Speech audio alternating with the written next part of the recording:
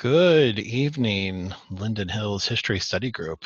My name is Andy Sturdevant. I am one of your co-presenters this evening. I'm Bill Lindeke, your other co-presenter. It's an honor to be with you today. It is indeed. So we are, this is a very postmodern setup we have here. This is a pre-recorded presentation that we are giving you that we're treating more or less like the kind of presentation we would be giving to you live, but in a kind of an amazing twist. We will also be attending our own talk out there in the digital audience, probably chiming in on the chat feature for those of you watching. So not only are we presenting to you from days earlier, but also we will be there in person. And then after our recorded remarks here, we will have some time for questions that you might have about the book that we wrote, or probably more likely, some of the bars that you would like to talk about. One of the great things about this project is getting to talk to people about bars that they love, which takes on a very poignant quality in this environment, as you might imagine. Yeah, Andy and I wrote this book that we'll be talking about today, which is called Closing Time. So, which you can hear about here, but it is the story of the full title, Closing Time: Saloons, Taverns, Dives, and Watering Holes of the Twin Cities. It's basically a history of 50 noteworthy bars or saloons throughout Minneapolis and St. Paul history, starting from the very beginning in the 1840s with the beginning of St. Paul and going to the present day. Almost all but two of the bars are located within the city boundaries. Or is it all but one? I think all but one. I think there's one in Richfield. Right. We were initially going to include the bar at the MSP airport, but it got cut from the book at some point, which is Good for fine. space, but it happens. You know, there's lots of tragedies in life. Yeah, so it's a interesting history, and it's kind of a little known, and it's actually well known, some of these stories, but little told histories of how saloons and bars and taverns and sort of drinking culture kind of reflects the broader history of the Twin Cities. It does, yeah. When you're talking about saloon culture, I mean, it really is a sort of lens that you can use to look at the larger history of a place and the people there and how they spend their time, what they value, and it becomes a way to talk about immigration and gentrification and race relations and just all these other broader topics that get played out in traditional kind of mainstream histories, but played out on a very kind of micro level. Yeah, and especially sort of the changing economies and class and immigration and growth and then gender relations also, and questions of politics and morality and even the changing boundaries of the cities. So it's really sort of a microscope for looking at how the Twin Cities grew and developed and changed over time. And on that note, so whenever we do these talks, we like to tie in some kind of local angle, I mean, hyper-local angle. So, when we were first approached to do this, we thought, oh, okay, well, we can talk about maybe one of the taverns or saloons that was well known in the neighborhood of Linden Hills. And I imagine there is a soft chuckle peeling through the audience now because everyone knows that the upright people of Linden Hills would not permit such an establishment in their city.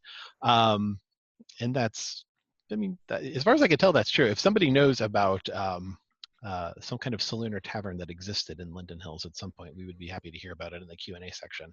I couldn't find anything, but that's not unique for Linden Hills. I mean, the nature of Minneapolis as a city, and this is where it's quite a bit different than St. Paul, is that most of the places where you would think about a bar where you could get a whiskey, like, get a strong liquor drink, are circumscribed to very specific areas. And this here is a map of laying that geography out.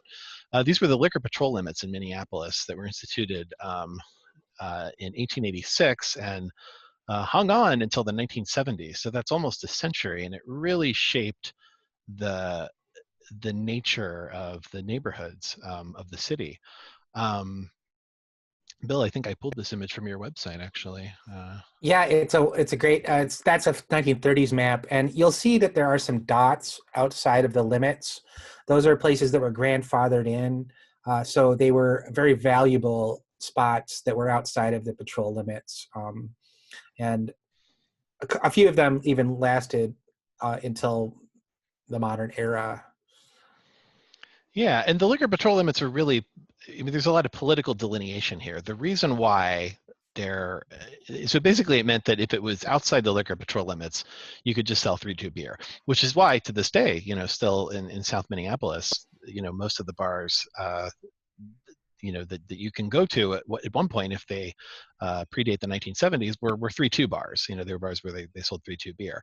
And it was really only in these limits that you could get some liquor. So if you look at that, that's basically Northeast Minneapolis, that's the West Bank, that's the little Hub of Hell section, which is down there in Seward, which is near a bunch of factories, and it's downtown. So if you think about the kind of the cultural makeup of those neighborhoods, especially in the case of the West Bank and Northeast, they're immigrant-heavy neighborhoods. They're neighborhoods with an immigrant population where the culture of the countries that those Minneapolitans had come from related to liquor quite a bit. So that's a lot of Eastern Europeans in Northeast Minneapolis, and that's a lot of Scandinavians in the West Bank. And there was political will to push back against kind of limitations on the type of drinks that people could get. And the reason why you will not find that kind of thing in Linden Hills is very much because of community figures like this gentleman, the Reverend P.A. Cool, who was the pastor of the Linden Hills Congregational Church in the early 20th century and was very involved in the anti-saloon movement, the temperance movement. That was a really strong presence in Protestant Minneapolis, for much of the 19th century and for a lot of the 20th century as well. And you can see he lays it out really nicely here. Why do people rush to Linden Hills to build their homes? Why do they pay enhanced prices for real estate so far from the center of business? It's because they know the saloon cannot follow them beyond 6th Street. 6th Street was the boundary. And so he's laying out kind of the rationale for why somebody would want to move to Linden Hills to be away from saloons. And I don't know, there might have been a 3-2 bar in Linden Hills at some point. I'm sure there must have been. We were really eager to hear about that afterwards, so please set us straight. We're here to be set straight. So in the 45 minutes or so that we have, Bill and I picked 4 bars each, and we're just going to do kind of a quick tour through history here and look at some of them. Just to spend a couple minutes on each one. There's 50 bars that are profiled in the book, and it wasn't completely scientific in terms of how we determined which bars were going to make the cut or not. The idea was that we try to place them all throughout the kind of timeline of the Twin Cities, and so we have some that are very old and some that are more recent, and we kind of imagined, like, if you think of it as a bar crawl, from each bar you're moving ahead about 5 or 10 years or so, starting in the 1840s and going to almost the present. I think the most recent book, the most recent one in there was the Town Talk, which of course has ceased to exist. And then also spreading out the bars around the geography, and also what sources we could find, because it is very hard to find information about a lot of these places in the historical record. And the historical record is kind of what guided us, actually. So the first bar we're going to talk about is Cantini's Last Chance Saloon, which was located at what is, in my opinion, the greatest address in the history of Minneapolis, 1 Nicollet Avenue. I mean, you can't think of a more iconic address than that. In Cantini's Last Chance Saloon, this is the only picture of it that I was able to find. And you'll say, well, Andy, that's not a saloon. That's the Hennepin Avenue Bridge. Well, yes, that's correct. But if you let your eye kind of gaze to the right of that, you will find Cantini's Saloon, which is that kind of perfect Western bar looking building right there to the right. In the early directories, Cantini's was listed for their address as, next to the Hennepin Avenue Bridge. So, like, from a marketing perspective, you have really the greatest, location that one can imagine in the Twin Cities. I mean, at the time there were 114 bars licensed in Minneapolis when they opened, and of all of those, you had this one right there at the front part of the bridge. The idea of a last chance saloon is a really kind of common 19th century idea. That it's one of those kind of memes that you see a lot at the time. A last chance saloon is a saloon that is right on some kind of political boundary. So, and usually a political boundary where the liquor laws are different in one place than in the other. And so this is right on the border of Minneapolis and the old St. Anthony. And by the time Cantini's had opened, Minneapolis and St. Anthony were one city, but there was still kind of a cultural memory of those being two distinct cities. And so Cantini's was run by a guy named Caspar Obercantini, who had come from Switzerland. He was a carpenter. It's possible that he could have even built the building. I think about 95% of the bartenders in the 95% of the bar owners in Minneapolis at the time lived above the bars that they operated, and that's the case here with Cantini's. You've got that upstairs where Cantini and his family lives, and then you've got the downstairs, which is where the work is done. And the way I found out about Cantini's is there was just a single reference to it in a newspaper article from the 1940s, and kind of a, hey, you remember the old days? You remember Cantini's Last Chance by the Bridge? And I'd never heard of it. It had never come up in my research, and so I was able to kind of follow a trail of research back to finding the original place. So yeah, Cantini's was right there at the bridge, and one of the things when you're doing research like this is just kind of getting these sad or interesting or sad and interesting, often at the same time, stories about the people that operated these places. In the case of Cantini seems to have been this really well-liked figure, but he had a son named Tony who was not well-liked. Tony was kind of a reprobate, kind of always getting in trouble. Just sort of a dude with a bad reputation. And he seemed to be kind of one of these guys that was looking for trouble, and then he found it. He got into an altercation with a cop one night, and he had a gun with him that had been pawned to the bar, by a lumberjack or somebody earlier in the day. At the time, the bars were kind of community centers, so if somebody places where people gathered, and there was a lot of informal banking that took place there in lieu of kind of formal banking structure. So, somebody had probably dropped off their gun, pawned it for a couple dollars until their paycheck, came through. So Tony went out with the gun, again, got in an altercation, ended up shooting this police officer, and the police officer died, and which is apparently the first police slain in the city of Minneapolis. And so there was a big trial, and there was a mob that came after Tony, and they tried to hang him, and they had to call in the National Guard to protect him with rifles, and eventually he went onto trial, and then went to jail, went up to Stillwater for a couple of years. And during that whole time, his father was appealing to the political powers, to the governor, to try to get him released. And eventually he was released, but it ruined both of them.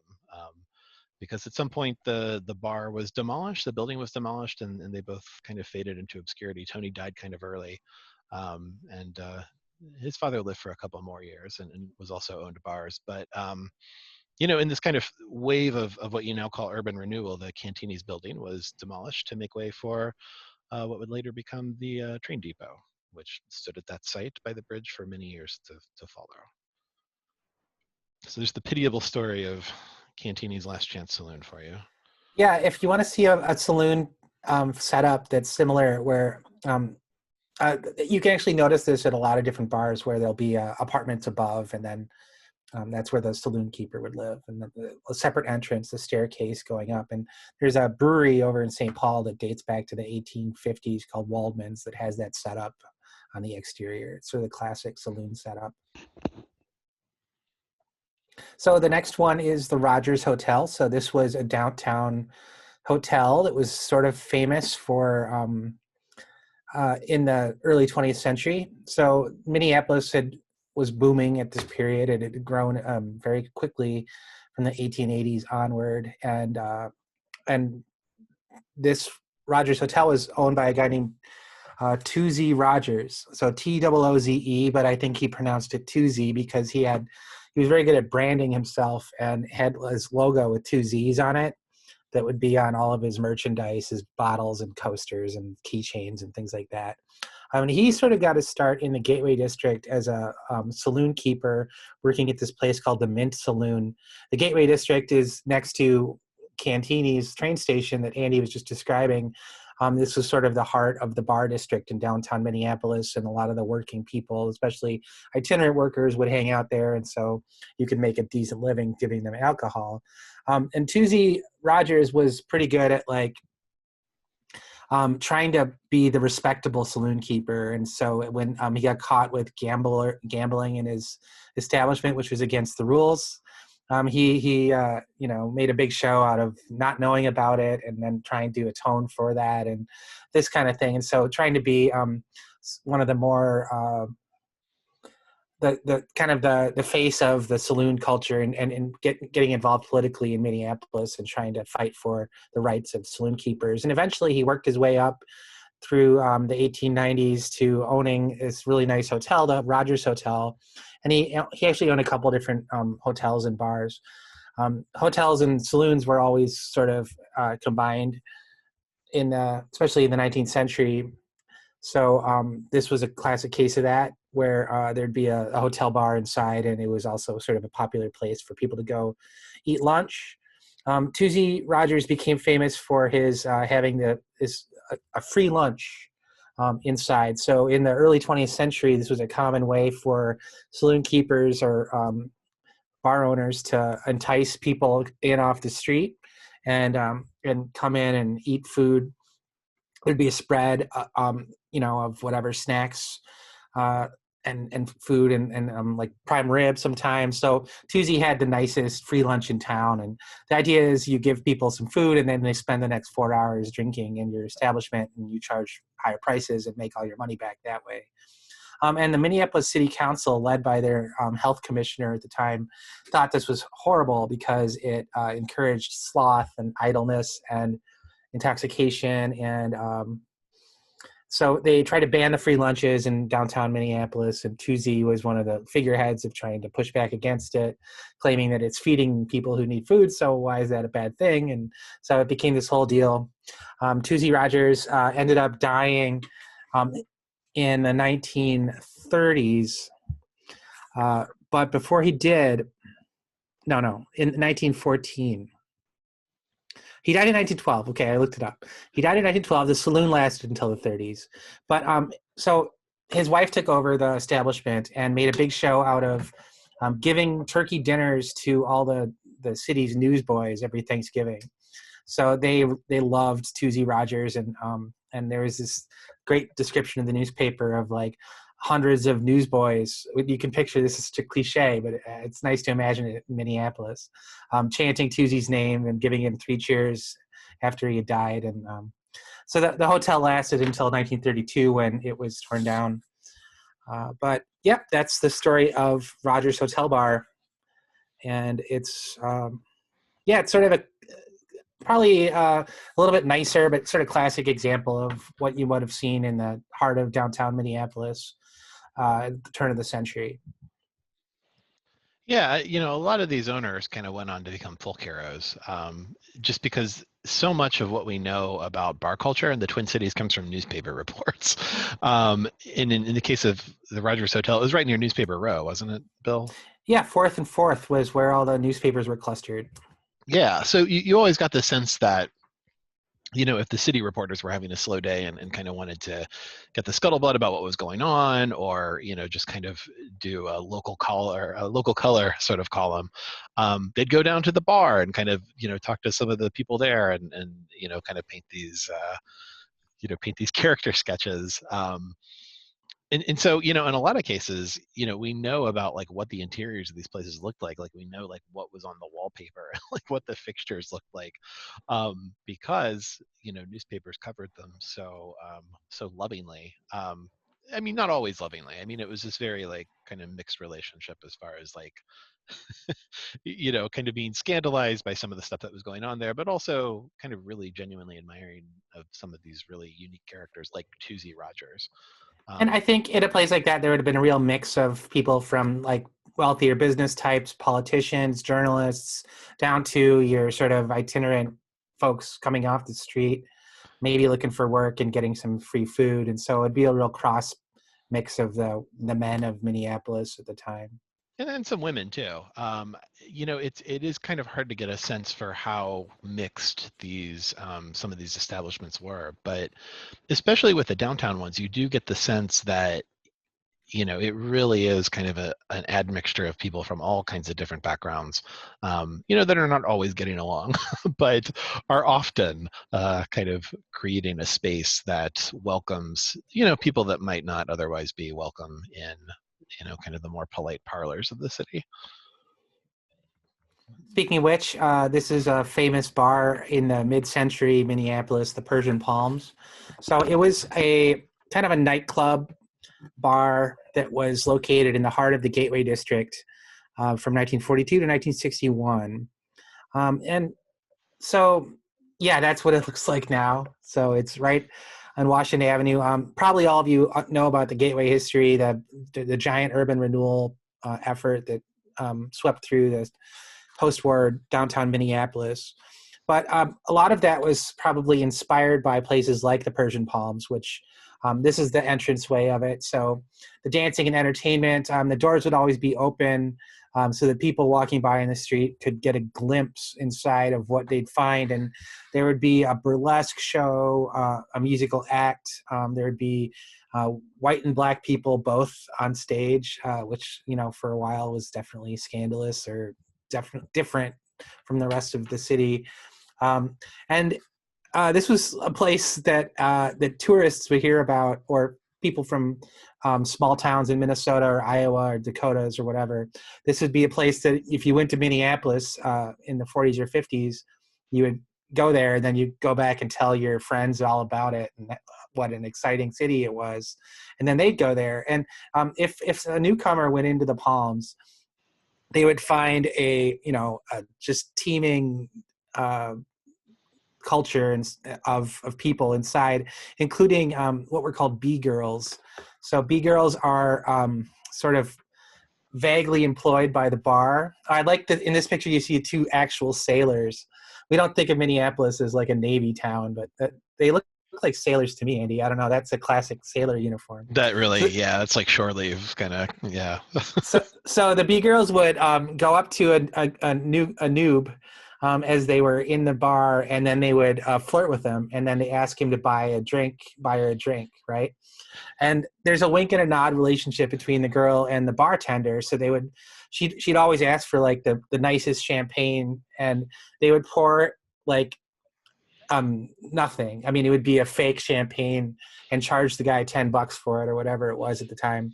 And then they'd split the profits later. So basically that was how you took advantage of these guys coming in from the sticks. And there's a big like narrative of kind of rubes, like country hayseeds coming into the Twin Cities and then like getting rolled in an alley, or going to the Persian Palms and getting like losing their whole paycheck because they're Yeah, buying drinks for some girl and then getting thrown out. And when I Googled the Persian Palms, there was one of the big hits was, I mean, in the newspaper archive of the Persian Palms, was people in the lost and found section trying to get their stuff back afterward, after a visit there. But then the other thing that was happening at the Palms was there was a stage to the left of this photo, and there'd be a nightly, I mean, there'd be 3 or 4 interesting shows going on, including a well-known burlesque performance called Betty's Beef Trust, which was very large women doing sort of a striptease act. Or there'd be like interesting musicians, or there would be contortionists, or the craziest one that I've came across in the records that I was consulting was an underwater striptease act, where there'd be a giant tank of water, and then a woman would be in the tank and taking her swimsuit off underwater the whole time. And so this is kind of what you'd see. Music and improper decolletage in the Palms. And this culture existed. I mean, some of you may even remember, like as late as the 70s, there were still places in Minneapolis where you could go, like on Hennepin, where you could go see a striptease. It even, I mean, some of you that were alive at the time can maybe set me straight on this, but even by the 70s, it really does feel like kind of this charming, nostalgic thing for people. Just because, when you compare it to everything else that's going on Hennepin Avenue in the 1970s, as far as like, porno theaters and like peep shows and stuff like that, the kind of burlesque actually seems very wholesome in comparison. Yeah, and I don't think it was wholesome per se, but No, I don't either, but yeah, yeah, it was definitely exciting. So there was a lot of excitement in a place like this. yeah, I mean, if you're comparing it to like the Alexander Brothers or something, by the 70s, it's like, oh yeah, I'll take the burlesque. And I think you can even see a set of vibraphone up on the behind the bar here. I've actually never noticed that before. So there's a stage on the bar. Is that what that is? Oh yeah, yeah, right there on the right. Yeah, So they that's must right. be. I'm sure there was jazz music performed here all the time. And actually, if you wanted to see black musicians, this was maybe one of the places in downtown where they'd be performing. And that color line codified a lot more aggressively later on. Which brings us, in fact, to speaking of the color line, and also speaking of like genuine folk heroes, the Cassius Bar, which had two locations in Minneapolis. The first being on Third Street from 1949 to 1958, and the second being slightly further down Third Street from 1958 to 1980. And here's the proprietor of the Cassius Bar right here. This is Anthony B. Cassius, who lived a really amazing life. He was born in the South, and he had come up to Minneapolis during the Great Migration. He was the part of a very large family, um, and was sent up by his parents. After one of his friends was lynched um, in the South, and so kind of threw himself into, one of the jobs that was available to African Americans at the time, which was in the service industry, and got involved with some of the hotels in town and working in the kitchens there, and was involved in the unionization drives for some of those hospitality workers, and became really involved in the union movement, and kind of became a very influential person politically, but also a very influential person socially too. He also owned a small cafe called the Dreamland Cafe that was down kind of on the Fourth Avenue strip, which around 38th Street was kind of the one of the kind of central points of Black Minneapolis at the time. Um, but he had a cafe down there, and he wanted to open a kind of nice restaurant where people could get food, but also get mixed drinks. And of course, the mixed drinks thing is always the hurdle, because at the time there were very few liquor licenses that were available, and there were almost no liquor licenses that were held by Black folks at the time. Um, and so Cassius made his case to the city council in that very kind of particularly Minneapolis way. The city council denied it, but not in such a way that was overtly racist, in a way that was more like, well, there's already too many liquor licenses, and actually there was some trouble at your other place, wasn't there? And well, there's this cop that also wants to open a bar, and he seems like a better fit for the neighborhood.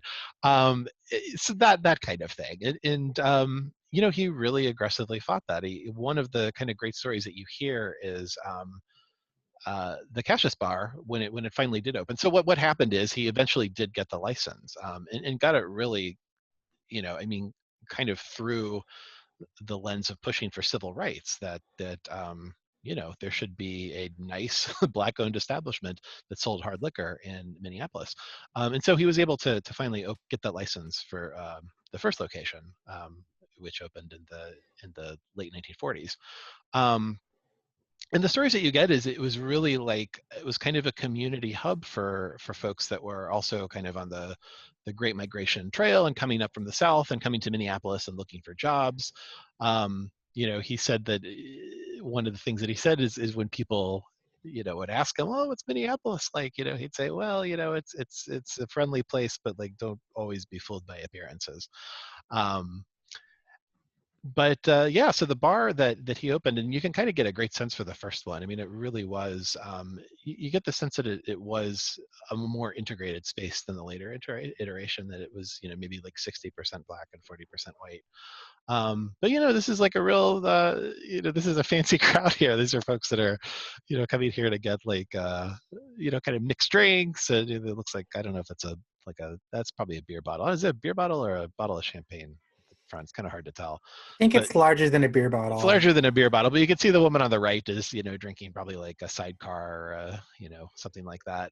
And so the first location was on that Third Street until later, and then that building was moved out for kind of an early wave of urban renewal, and so he moved into the second location a little bit later, and one of the kind of great like undercurrents of the book, or not undercurrents, but one of the, the kind of themes that goes throughout is just the really amazing bar art that you can find. And this was one of the murals that he had commissioned, that Cassius had commissioned at the second site, which was by a Rondo-based artist who'd been a former boxer.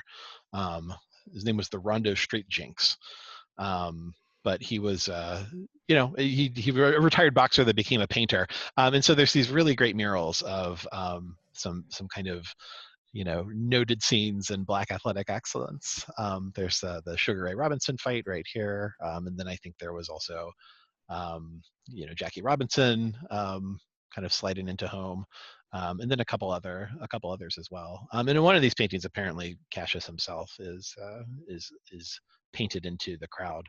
And when he closed in 1980, it was kind of a big deal. I mean, there was a big newspaper profile, and he put it in really interesting generational terms. He said the reason he was closing is because young folks just didn't want to drink like nice cocktails anymore.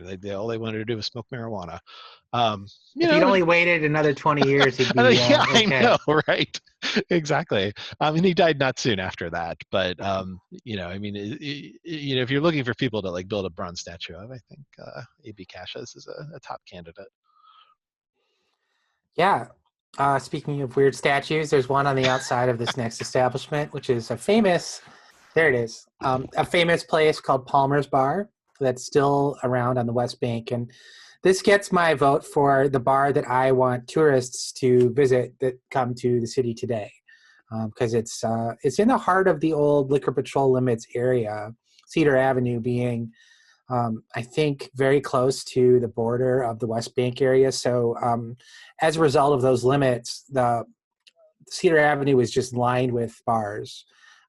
People from the surrounding working class neighborhoods or from the downtown area would go to the Cedar Avenue to drink. And so probably a third of the places on Cedar were bars at various points. And a lot of them owned by Norwegians, like rural Norwegians that had come over and had a very, very hard drinking culture that they brought with them. There's another chapter in here of the Triangle Bar that that you can read after you buy the book and enjoy it.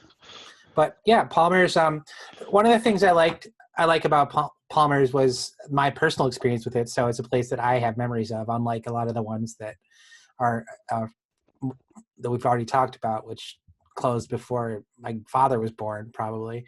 And then, but also it barely survived. Like, this is an example of a building that is from the 1890s and became Palmer's Bar in 1906. And so it was really one of the longest lived places.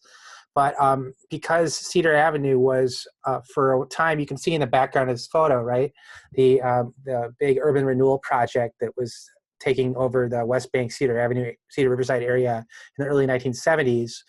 And I think when those buildings, the Riverside Plaza Towers, were being constructed, everybody thought that this building, this divey, dingy bar on Cedar, was destined for the wrecking ball. There's no way that it would survive. And another thing that was adding pressure to that, was that Cedar Avenue was this like highway connection that was planned between 35 and 94 because they couldn't do a full cloverleaf interchange at the intersection there. And so they were going to have to expand Cedar Avenue, and it would have to involve the removal of all these older buildings. So it sort of faded in the early 70s and late 60s that this was going to be torn down.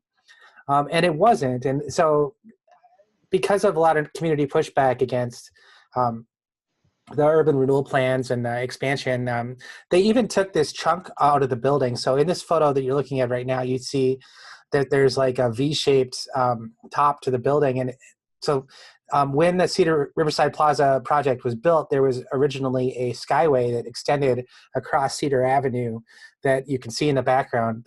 Palmer's has taken over. But that when that was built in the 70s, they took a chunk out of the building and crossed the street and built this weird concrete brutalist skyway that loomed over the sidewalk, and all for the purposes of promoting a better traffic flow through the area. So to me, this is like one of the miracles of Minneapolis, is that in addition to that Vikings game against the Saints, it's this bar surviving the 1970s. So the story in the book talks a little bit about that. But today, Palmer's, you go to it, it's such an interesting mix of culture because it has a lot of the old West Bank hippies. So if you go there and you're lucky, you'll still see Spider John Kerner, the famous 1960s Minneapolis folk blues musician, hanging out. And I saw him as recently as like a year ago. He usually goes and drinks coffee in the afternoon at Palmer's, usually by the doorway that is in the top left of this photo. But so there's this kind of interesting hippie counterculture, artsy 60s stuff combined with like, modern era punks and left leaning sort of anarchist types, combined with artists and intellectuals from the West Bank, like the West Bank campus of the university, like where I got my degree, and we'd hang out here. This is where I went after my dissertation defense, actually, with my professors. And then you also get a lot of the Somali community, the ones that are not against drinking alcohol, will come in and hang out. It's probably the East African groups that are maybe Christian, or I don't know. It's a mix of folks, and it's a really interesting cross-pollination and section of what today's Minneapolis looks like, all in this one little spot. So I really like that. It doesn't always go well, so you can show the next photo, Andy, if it's there. So one of the things I like to point out when I go to Palmer's is that they have a famous 86th board, so people who have been kicked out of the bar. And so if you do something very, very bad, you have to do something particularly bad to get kicked out of Palmer's for life. They'll put your name up here and describe what you did slightly, and make sure that the bouncer who will enforce this rule. And Palmer's was just recently bought by a longtime bartender in Minneapolis who's an African-American guy named Tony, and he has pledged to keep it going and sort of be a custodian of this place that has such a rich history. So anyway, this is one of my favorite places in Minneapolis. If you haven't been, I urge you to go if you're at all interested in what we're talking about today, because it's a living history sort of thing. Do you have anything to add about Palmer's there, Andy? No, I mean, I think this picture of the floor like really speaks to the kind of the almost like geologic layers of history. Yeah, and did you want to talk about tide houses here with that? Yeah, sure. So a lot of the, when you think of a kind of a standard 19th century saloon, in the style of Palmer's or, something, some of the other ones that are escaping me at the moment. Typically they're called tide houses, which is to say that they had some kind of an economic relationship with one of the local breweries, and it was usually like, the Minneapolis Brewing Company, which made grain bells, or, Hams or Schmitz or some of the other ones. But basically, if you wanted to open a bar, you would make an agreement with the brewery. They would provide all of the furniture. They would provide the fixtures, even down to the floor tile, and you would just exclusively sell their product to all the people that came in. And so, again, it was like even down to the tile. There's a type of tile that you would see at was it the Minneapolis Brewing Company?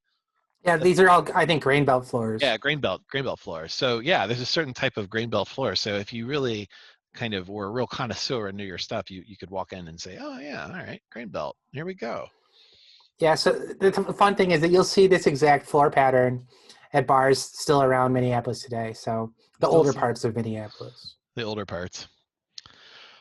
So moving back into the Gateway District, right about the urban renewal area, this was another one of those bars that I'd heard about, but was able to actually track down the daughter of the guy that owned it.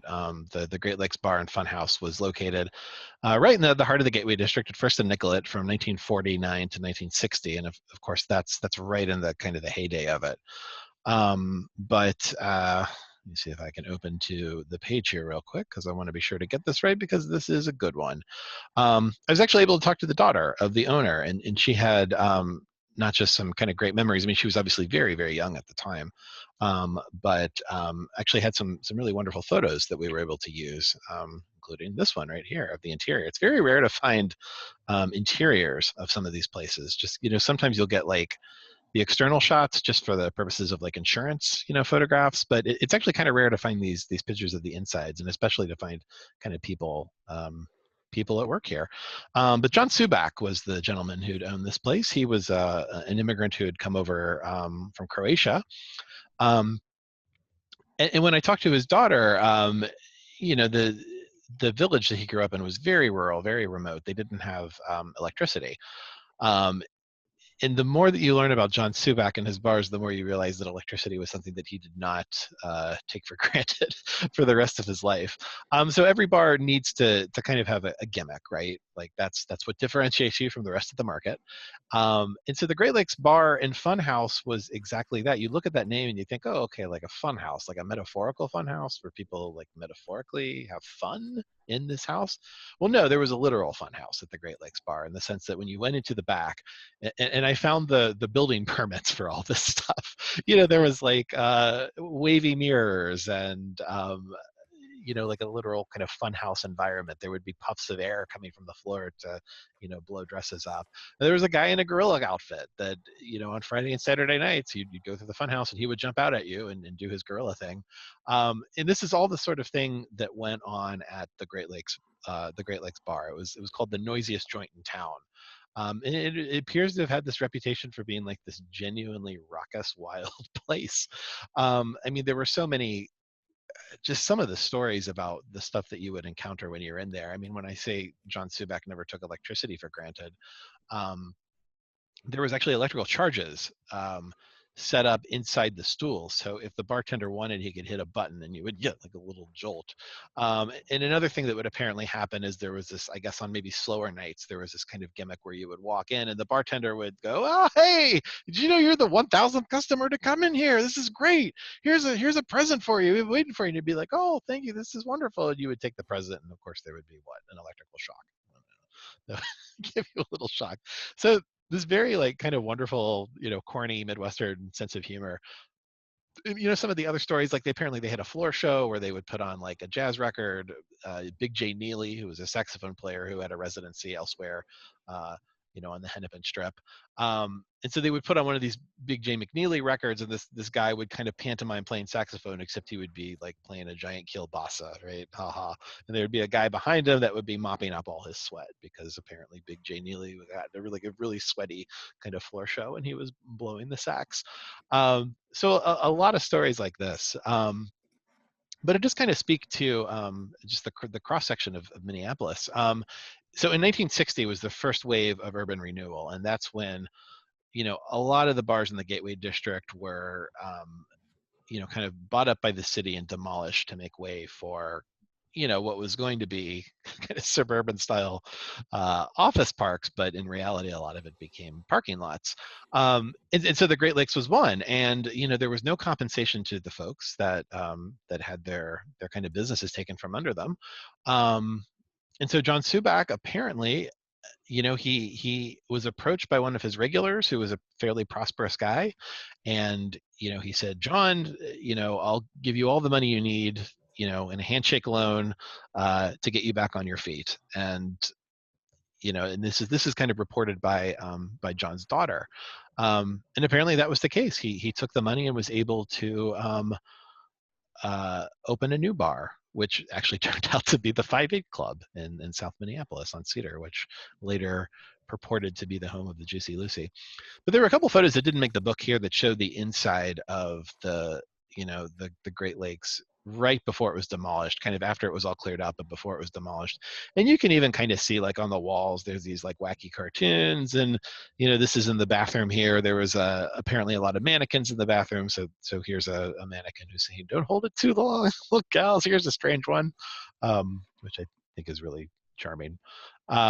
So again, that really kind of wonderful, corny Midwestern sense of humor. It's also got like a Mad Magazine kind of vibe. There's a definite mid-century like Mad Magazine vibe to it. Yeah, kind of like a Borscht Belt, Mad Magazine. So John Subak is another one of these characters that you encounter that's just kind of seems too good to be true, but it was all true.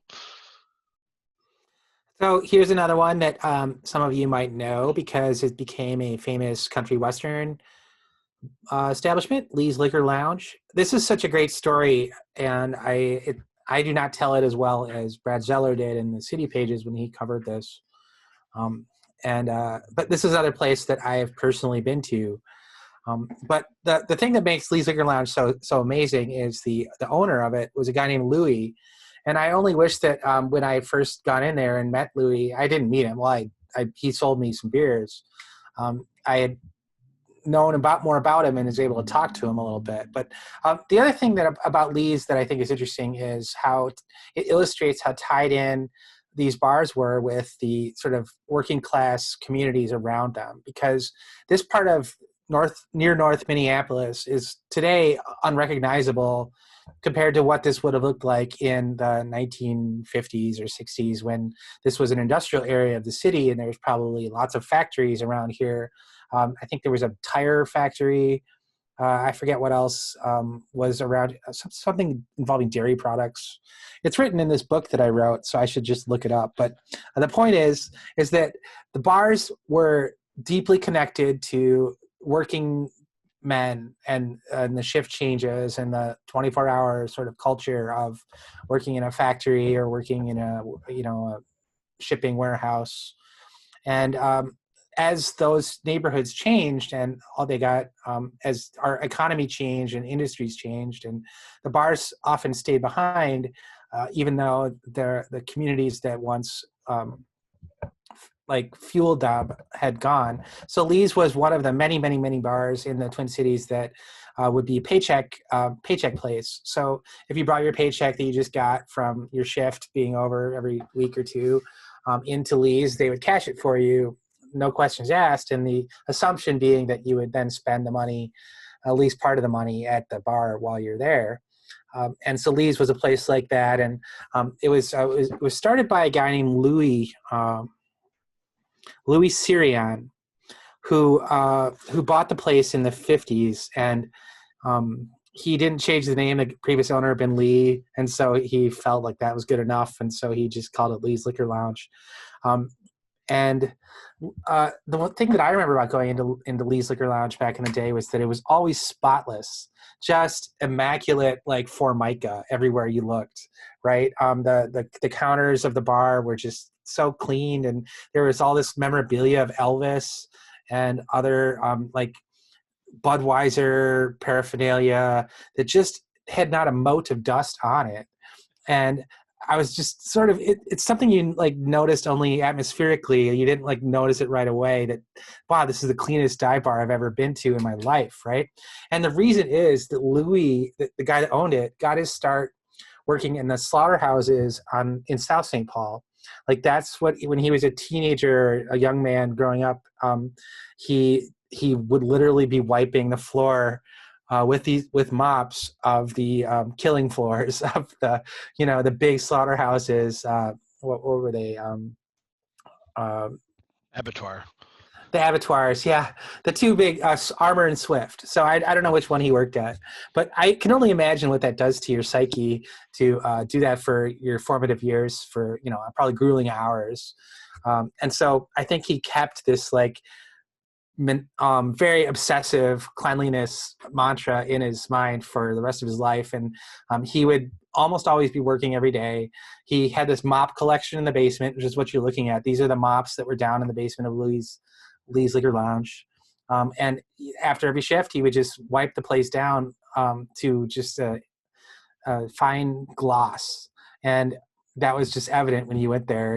And so he was very fond of people who'd come to his country music shows, had nice haircuts or who dressed nicely, and he thought that was the greatest thing.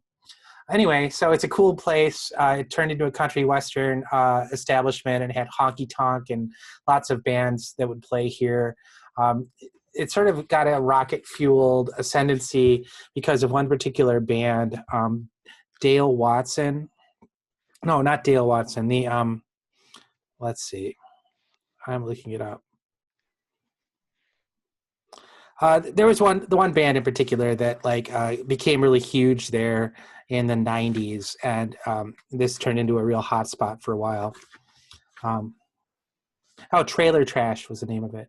Sort of a honky tonk, fun hipster country band that did country rockabilly type stuff.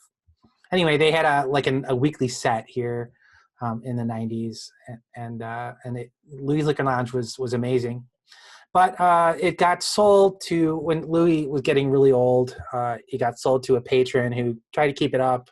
But obviously nobody can fill those shoes. They were too clean to fill. And I think it's for sale right now, actually. I read something about it recently. But it's still there over in the near North Loop. It's one of the closest bars on that side of Target Field. So, sorry. Go ahead. Yeah, that's it. It's still there.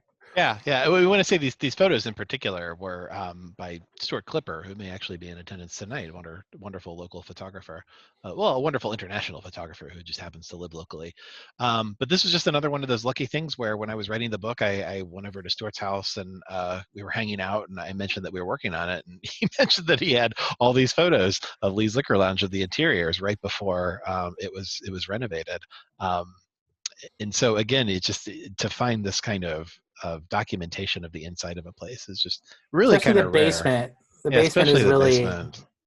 I mean, we could have used all the photos he had because he had dozens. Yeah. All right, and the last one we're going to talk about, we're kind of running out of time here, so we'll get to the Q&A part of the program. But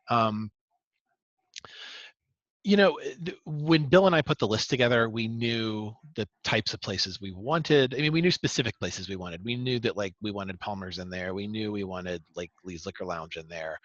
But then we were also, there was kind of the Donald Rumsfeldian, the unknown knowns, right? Or the known unknowns. And this was one of the known unknowns. Because again, the story of bars anywhere and the bars in the Twin Cities is a very male dominated story, obviously, but not always.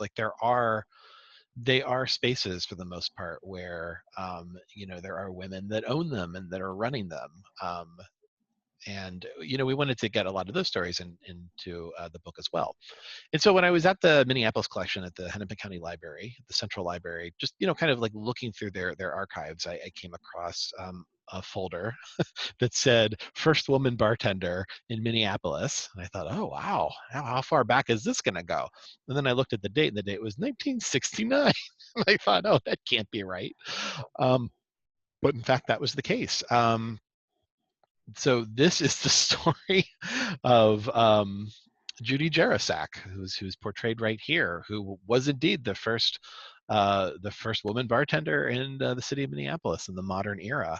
At the time, there was a law saying that women were allowed to be cocktail waitresses, they were allowed to be servers, but they were not permitted to be bartenders for kind of morality-based reasons.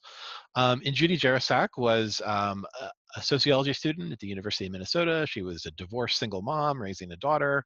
And she'd worked in all the hotels and worked as a cocktail waitress, but she'd picked up the tricks of the trade, and she knew how to mix drinks, and she knew that she could make a lot more money as a bartender. And so she applied to the Bartenders Union for a job, and apparently was one of the highest scoring applicants, in the kind of final exam of all time. And so she got her license, and she met up with these guys that ran this place called the Red Baron, and these were some younger guys, that were kind of catering to a youngish crowd in downtown Minneapolis. This would be definitely where people would drop by for a, lunch, a kind of 3 martini lunch, if they were working in downtown Minneapolis. and there was also like a slightly younger crowd too. They had bands at night, and there was a bar in the basement as well. And the Red Baron it was sort of done up in that very like late '60s, like kind of kitschy bric-a-brac style that later became, kind of the house style of a place like TGA Fridays. So you kind of imagine the inside of this place as being very much like a TGA Fridays with like, kind of old timey World War I maps on the wall and barber poles and stuff like that. But anyway, they were like very socially consciously minded, I suppose, and hired her as a test case to kind of see what would happen if they hired a woman as a bartender. And so apparently the vice squad showed up and everybody kind of milled around nervously, and she was not arrested, right? Um, but later on, the bartenders got a summons that they were violating the law. And so this actually did go to, this went to court. And it was decided that women could be bartenders and that it was a civil rights violation that they could not be. But Judy Jarasak here, I think, kind of got the short end of the stick. She only worked there for that one night. And it's kind of hard to tell what happened to her afterwards. She kind of disappears from the historical record. I think maybe intentionally. I tried to get a hold of her, but I just the trail went completely cold as far as where she was. And then the Red Baron burned down a year later. So it all kind of came to naught. Apparently, the 60s feels like, oh, that's a long time ago, and it is. I mean, it seems like, oh, that's not that long time ago, but it is actually a long time ago because all these buildings were made of wood. They were like left over from the late 19th century and early 20th century, and they were susceptible to fire, and so the Red Baron unfortunately burned down. But that's the story of Judy Jarasak. That looks like it might be a styrofoam drop ceiling, Andy. Is that accurate? Do you think? That's probably where the fire started. Would be my guess. Well, that's our talk. I mean, they're in the book, and I think we have gone over 8 of them. Is that right? Yeah, So, there's just 8 of them. Yeah, and we've only scratched the surface of these 8. There's a lot in here that you might like. You can find it at your local bookstore. Yeah, order it from your local bookstore. Almost all of them are taking orders online. That's how I'm getting them. All right, so we're going to move to the asynchronous section of the evening. So Bill and I are coming to you from the distant past, and we'll soon switch over to a synchronous present-based reality. Great. See you soon. See you on the other side, Bill.